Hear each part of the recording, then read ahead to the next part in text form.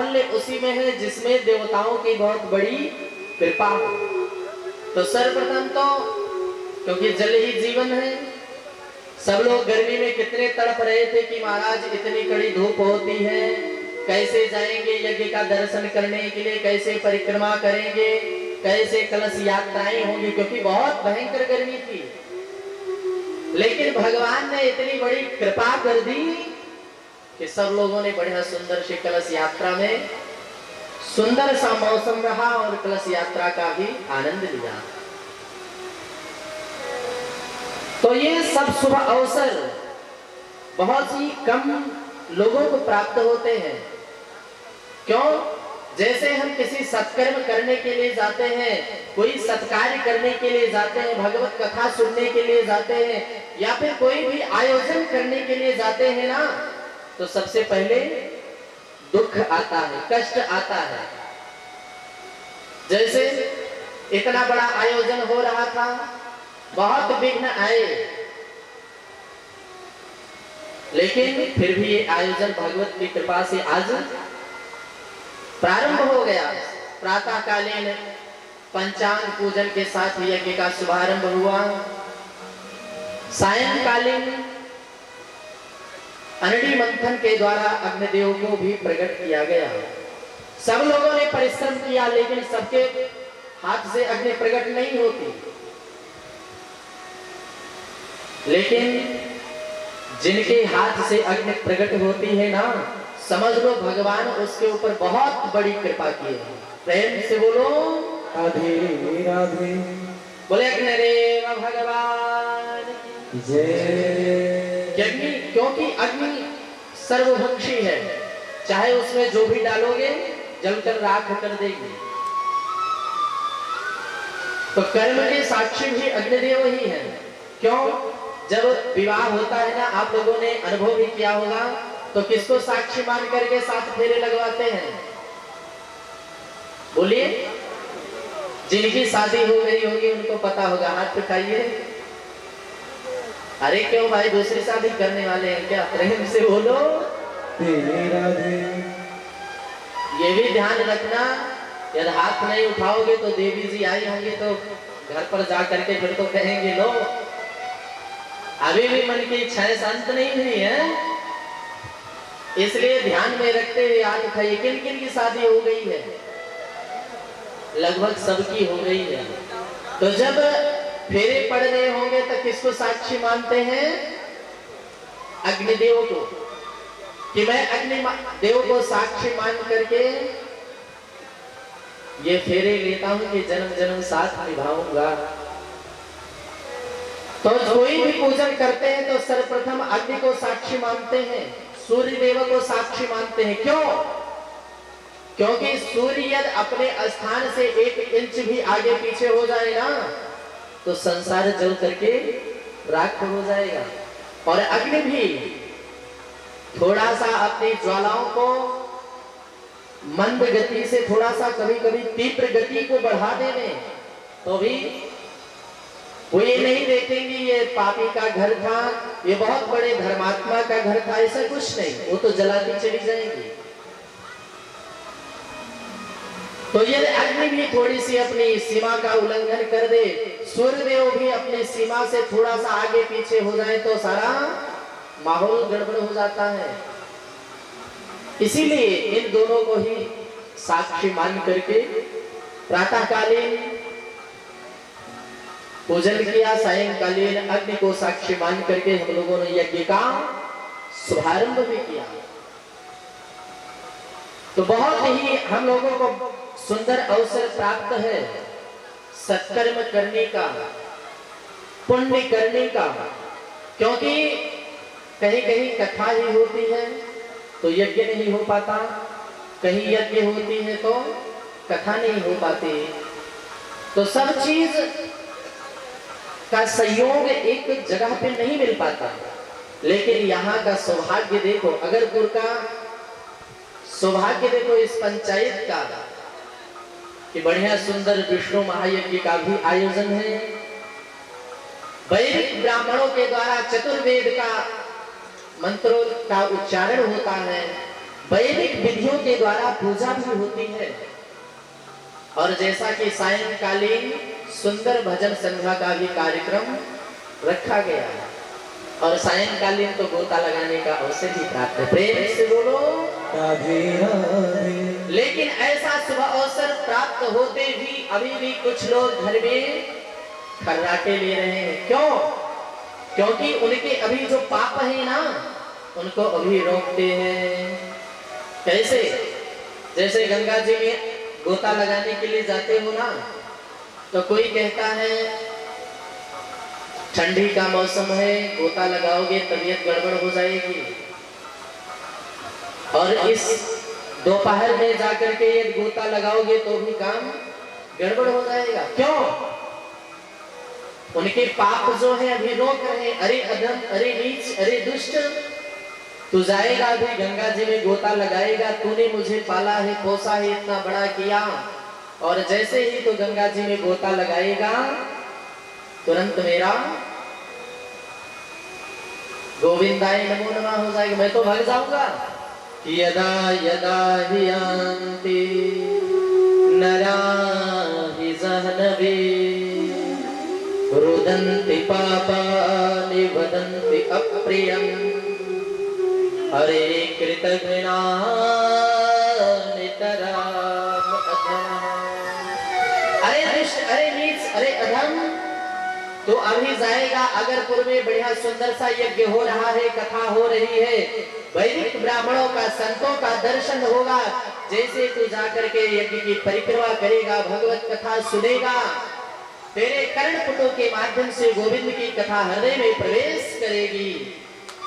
प्यारे, मेरी तो मृत्यु हो जाएगी, तो जो तो मुझे पाला है, पोसा है, तो मैं किस काम का? तो उनके पाप रोकते हैं। अरे अधम, अरे अधमा, मत जा तू कथा सुनने, मत जा तू यज्ञ का दर्शन करने, मत जा तू यज्ञ की परिक्रमा करने, मत जा तू संतों का दर्शन करने, नहीं तो मुझे तो छोड़ना पड़ेगा।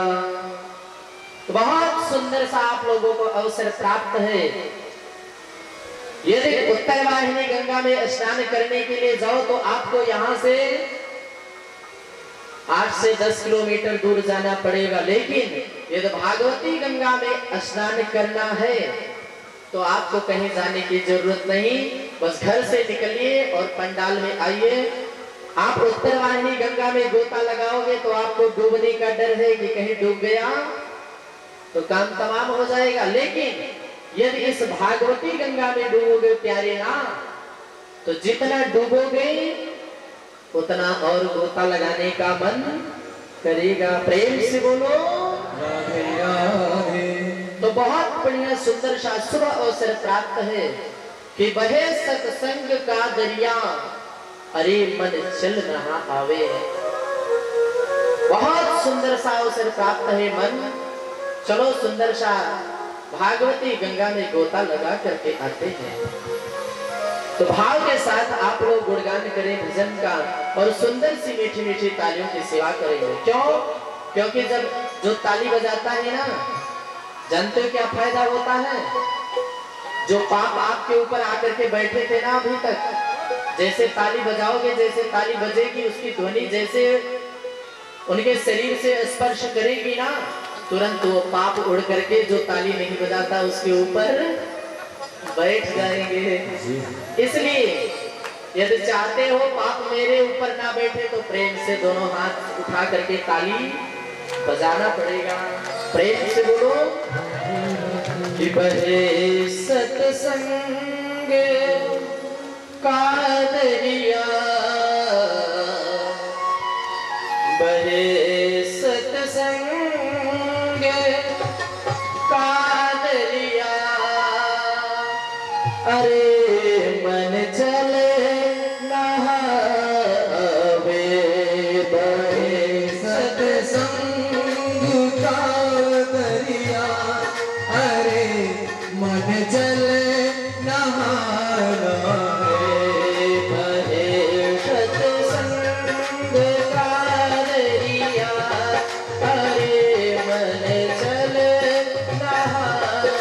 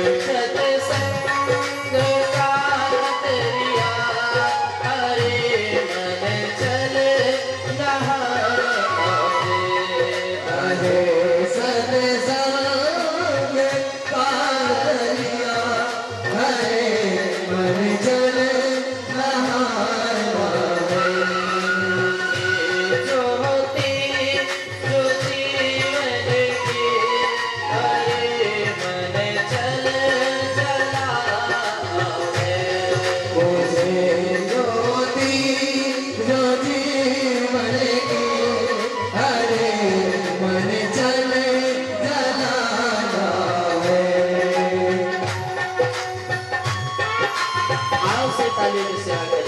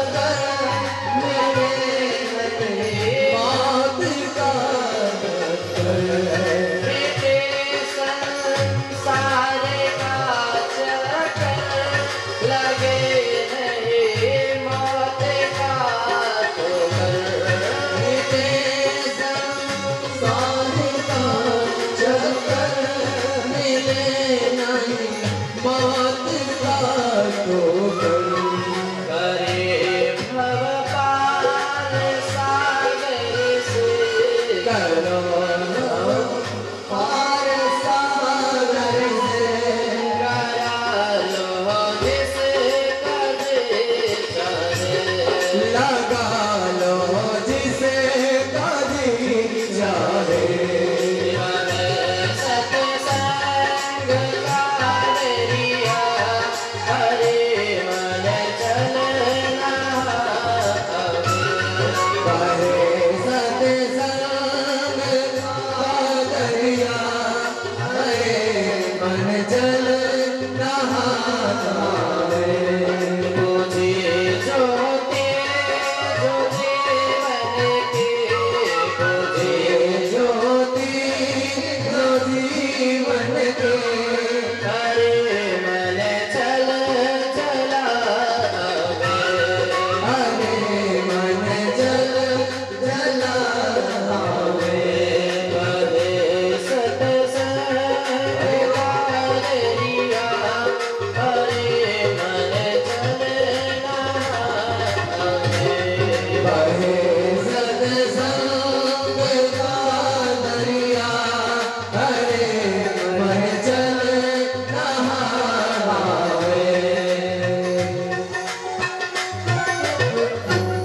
बोली बाकी बिहारी लाल कि बहे सत्संग का दरिया अरे मन चल नहा आवे, बुझी ज्योति जो जीवन की चलो फिर से जला आए, क्योंकि ऐसा शुभ अवसर बार बार नहीं मिलता। बहुत आपने बढ़िया सुंदर सा दीपक बना करके रखा है, लेकिन उसमें तीली की आवश्यकता है, तो वो तीली कहाँ मिलेगी? संतों के पास। भगवत रूपी तीली यदि उस भक्ति रूपी दीपक में लगेगी तो बढ़िया सुंदर सा दीपक जल उठेगा। प्रेम से बोलो राधे राधे राधे इसलिए बुलवाते हैं, जानते हो कि राधे राधे बोलने में आपका पैसा ऐसा लगता है कि ना पैसा लगता है ना खर्चा लगता है, और प्रेम से राधे राधे बोल दिया करो, हमारे प्रभु को अच्छा लगता है, इसलिए प्रेम से बोलो। दूसरा फायदा, यदि राधे राधे बोलोगे ना तो कथा में दो विघ्न बहुत आते हैं, एक तो नींद खूब आती है और दूसरा मन इधर उधर बहुत भटकता है। कैसे? आपको यदि घर में नींद नहीं आती है तो बढ़िया 10 दिन खूब बढ़िया सुंदर सा अवसर आइए और खंभ का सहारा लीजिए और आराम से खर्राटे बजाइए, क्योंकि पंखे की बढ़िया सुंदर सी व्यवस्था की गई है। जो घर में आपको नींद नहीं आएगी, लेकिन जैसे कथा सुनोगे, भगवान का कीर्तन करोगे, तुरंत आपको नींद आ जाएगी। जैसे कुछ विद्यार्थी युवक लोग ऐसे होते हैं कि महाराज जी ये बताइए कि हमको नींद बहुत आती है, खास करके जब पढ़ने बैठते हैं, जैसे पुस्तक हाथ में ऐसे उठा करके लिया, एक सिलेबस पूरा नहीं हुआ तब तक झपकी आने लगती है, तो क्या करें?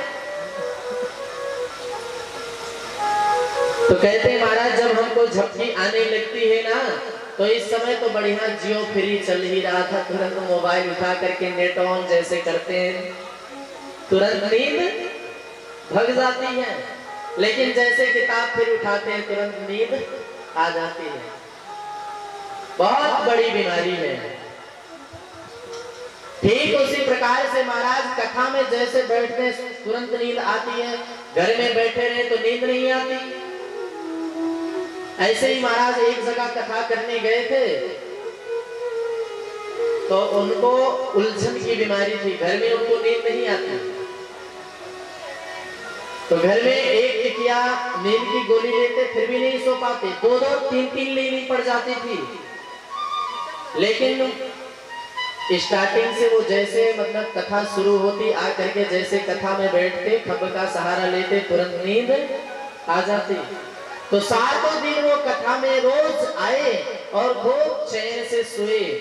अब 7वें दिन जब कथा समाप्त हुई ना, तो भागवत जी का पूजन होता है। आए बोलने लगे, महाराज 7 दिन आपने ऐसी सुंदर नींद की गोली दी हमको कि हमको पता नहीं चलता कि 4 घंटे 4 मिनट की तरह व्यतीत हो जाते थे। प्रेम से बोलो। तो महाराज अब ऐसा कब अवसर आएगा? हमने कहा कोई अवसर की जरूरत नहीं, आप अपने घर में बैठिए और सुंदर सा दीवार का सहारा लीजिए। जब आपको नींद ना आए और उठा करके भागवत जी की पोथी खोलिए, नहीं कोई भी सत्संग की पुस्तक खोल करके बैठ जाइए, तुरंत आपको बहुत सुंदर नींद आएगी और चट सोइए आराम से। उन्होंने कहा, जय हो महाराज जी, अब तो बड़ी सुंदर सी दवाई मिल गई, अब तो नींद की गोली लेने की जरूरत नहीं। लेकिन महाराज ये नींद यहाँ आ जाएगी तो काम गड़बड़ हो जाएगा। माता पार्वती को नींद आई, प्रसंग भटक गई। बाद में पूछा भोले बाबा से, वो बाबा आपने तो ये प्रसंग सुनाया नहीं। तो इसलिए नींद आ जाए तो कथा में सबसे बड़ा व्यवधान होता है। प्यारे बहुत डिस्टर्ब करते हो, बहुत डिस्टर्ब करते हो। जब कथा चला करे ना तो एक बार सेट कर दे, फिर वहां से हट जाए करो, वहां बैठने की जरूरत नहीं।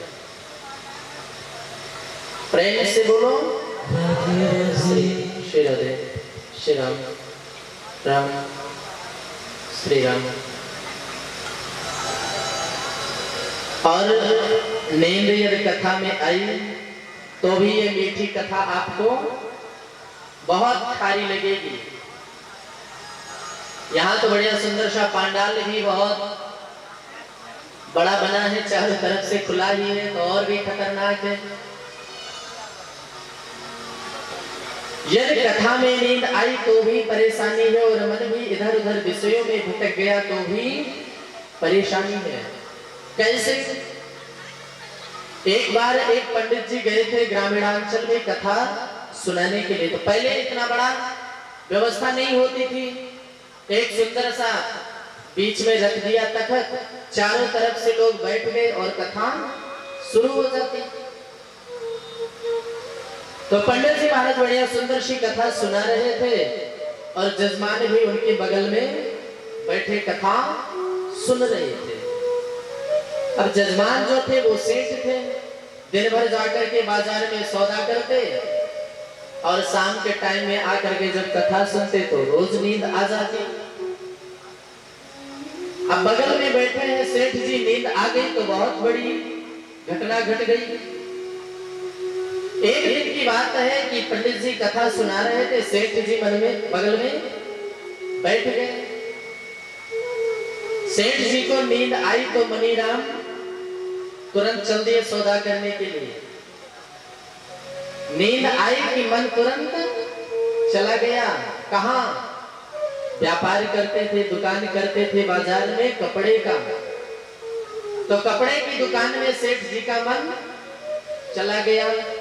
सेठ जी मन से अपने दुकान में बैठे हैं, तन से पंडित जी महाराज के पास बैठ करके कथा सुन रहे हैं। इतने में मन तो वहां है, दुकान पर बैठा है, एक ग्राहक भी आ गया और सेठ से मन में ही सौदा पक्का हो गया। ग्राहक ने कहा, सेठ जी आप मुझे बढ़िया सुंदर सा एक कुर्ते का कपड़ा दे दीजिए।